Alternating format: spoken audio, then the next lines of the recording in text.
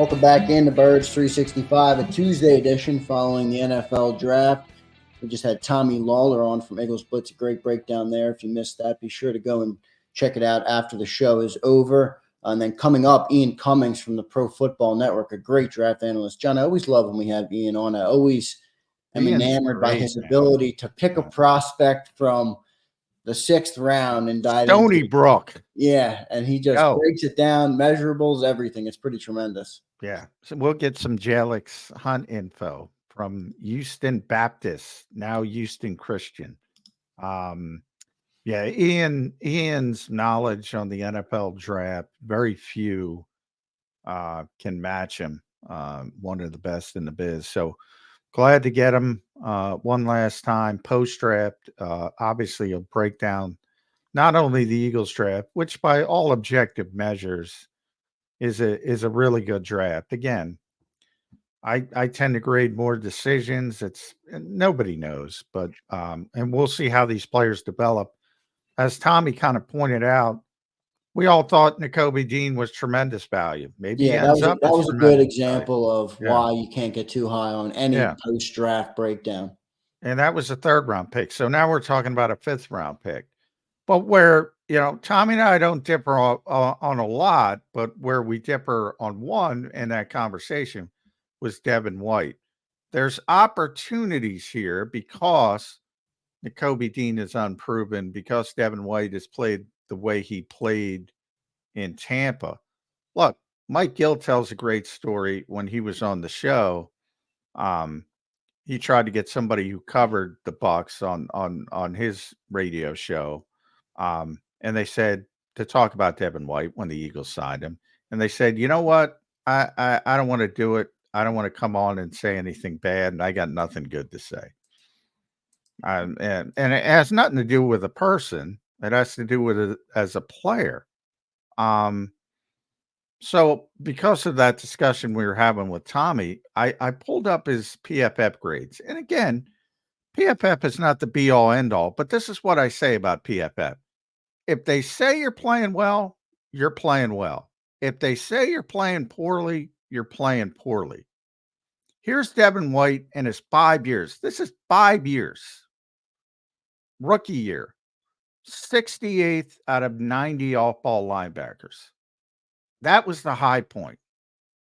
2020, 62 out of 83. 2021, 79 out of 86. 2022, 74 out of 81. 2023, 80 out of 82. 80 out of 82. 80 out of 82. I mean, how is he even starting if you're ranked 80th out of 80? Well, he wasn't. He got benched. He got benched last year. But that's right, he got benched. My point is he signed a 1-year deal. This was the 5th overall pick in the draft. He was expecting to get $100 million in his second contract. He got $3.5 million. Yeah, and they talked it up real big. The agents initially saying it was 7.5. It really is not 7.5. No, the chance he sees 7.5 is slim. So, is he the guy you think Jeremiah Trotter Jr. has a chance to jump if it all works out for Trotter? Yes, he's the guy. They're gonna give Nakobe one last chance to nail down to be the middle linebacker. So the guy you're trying to beat out is going to be Devin White, and that's not crazy. Any 5th-round pick, is you said, there's some holes to, no doubt, Jeremiah Trotter Jr.'s game, and I would not bet on it, especially as a young player in a complicated defense. But, I talked about when we were talking about Cooper DeJean earlier. Look, I think they may play a lot of big nickel this year, projecting it forward, and have 3 safeties on the field with Nakobe Dean in obvious passing situations. I think that could be a way they go about it.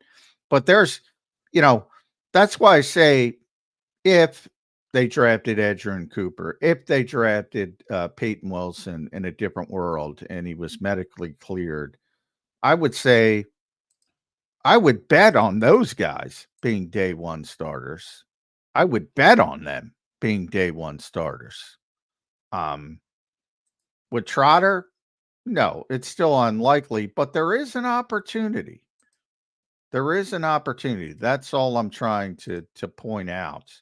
Um, and I would say there's more of an opportunity for him than even Cooper DeJean, not comparing the two as a prospects, just because of the The roster roster, right? and The who's way, in front of them.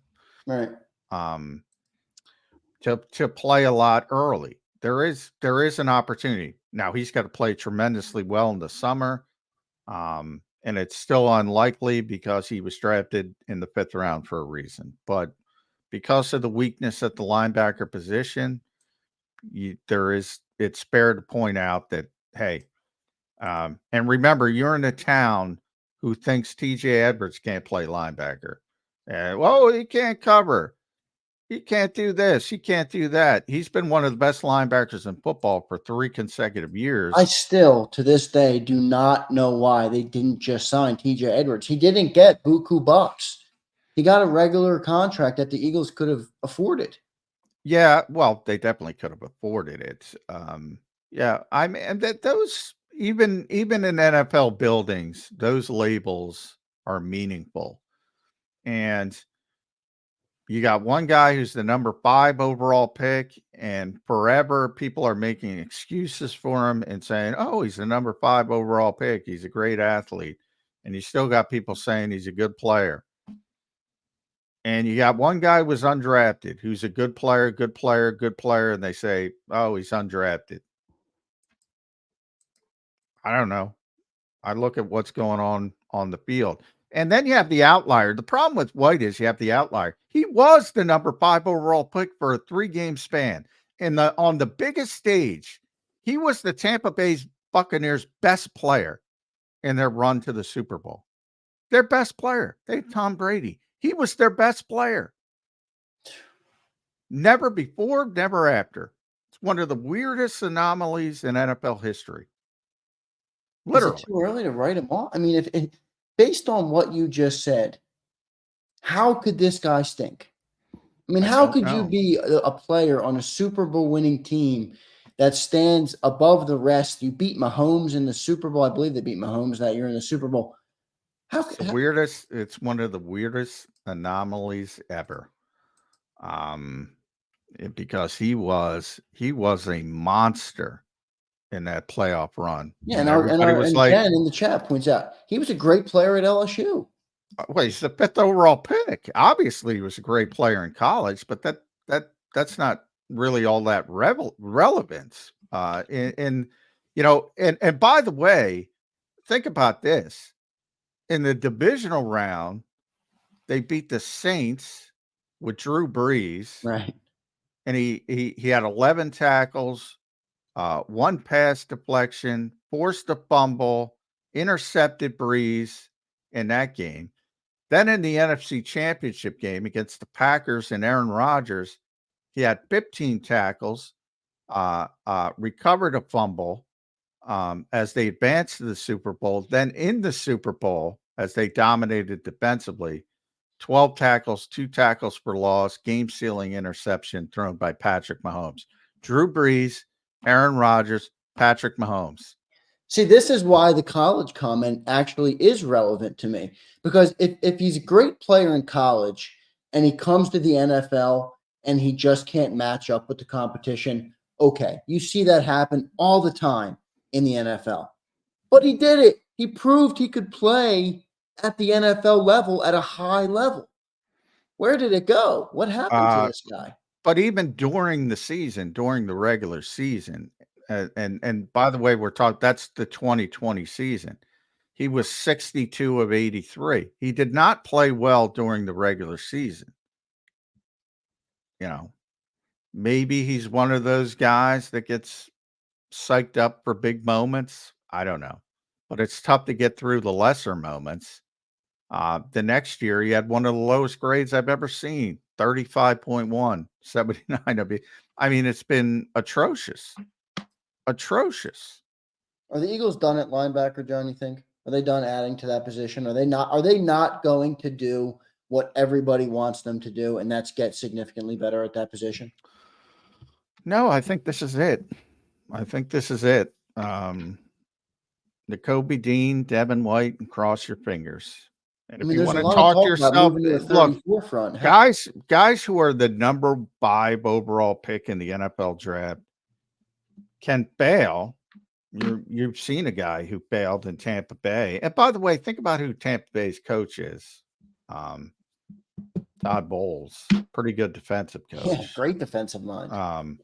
So I don't want to hear coaching and stuff like that.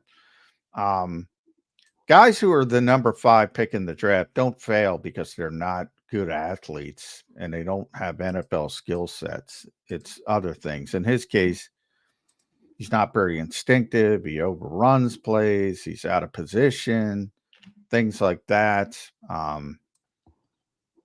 You know, I think when people see him play, they're going to be so upset.